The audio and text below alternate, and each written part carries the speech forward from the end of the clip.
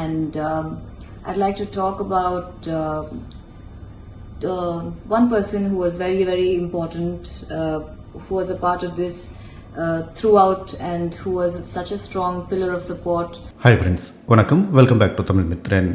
விவாகரத்துக்கு அப்புறமா ஃபர்ஸ்ட் டைமாக தனுஷ் பற்றியும் லால் சலாம் படத்தில் நடந்த சில பிரச்சனைகள் பற்றியும் ஐஸ்வர்யா ரஜினிகாந்த் ஓப்பன் அப்பாக பேசியிருக்காங்க.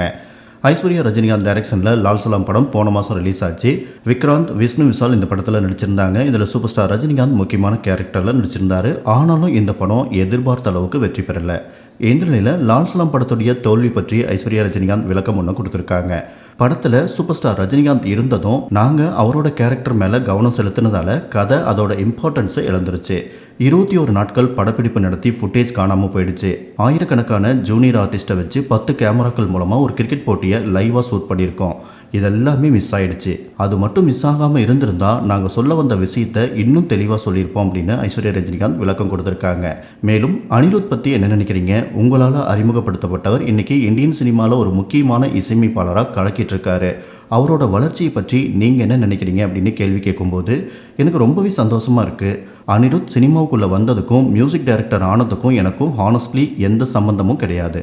அவர் என்னோட கசின். ஆனால் அவருக்கு முழுக்க டேலண்ட் இருக்குது, அவரை வச்சு படம் பண்ணலாம் அப்படின்னு சொன்னதெல்லாம் தனுஷ் தான். அனிருத்தோட சினிமா என்ட்ரிக்கு முழுக்க காரணம் தனுஷ் தான்.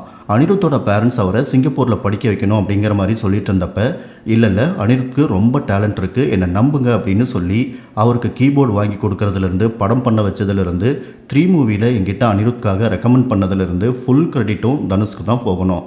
அனிருத் இண்டஸ்ட்ரிக்கு வந்தது தனுஷால தான். ஆனால் இன்றைக்கி அனிருத் இருக்கிற நிலைமைக்கு காரணம் அவரோட ஹார்ட் ஒர்க் தான். அதில் எனக்கு சந்தோஷம்தான் அப்படின்னு ஐஸ்வர்யா சொல்லியிருக்காங்க. சூப்பர் ஸ்டார் ரஜினிகாந்தோடைய மூத்த மகள் ஐஸ்வர்யா கடந்த 2004 நடிகர் தனுஷை காதலிச்சு திருமணம் பண்ணிக்கிட்டாங்க.